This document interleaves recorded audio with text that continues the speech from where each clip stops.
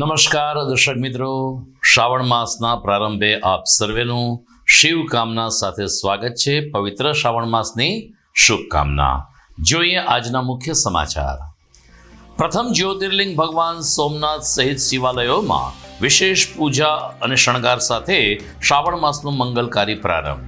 કાલથી 2 દિવસ રજા હોય બારગામના શિવ ભક્તોનો પણ ધસારો શરૂ.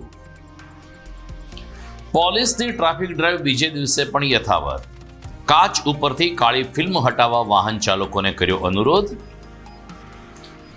રાજકોટના હીરાસર એરપોર્ટને કેશુભાઈ પટેલ નામ આપવા વિસાવદરના ધારાસભ્ય ગોપાલ ઇટાલિયાની માંગ.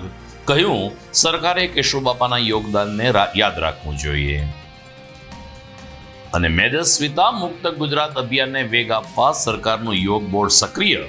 લોકોને ઘરમાં યોગ પ્રાણાયામ કરવા યોગ ગુરુઓ દ્વારા કરવામાં આવી અપીલ. આ તમામ સમાચાર આપણે વિગતવાર જોઈએ તે પહેલા લઈએ એક બ્રેક.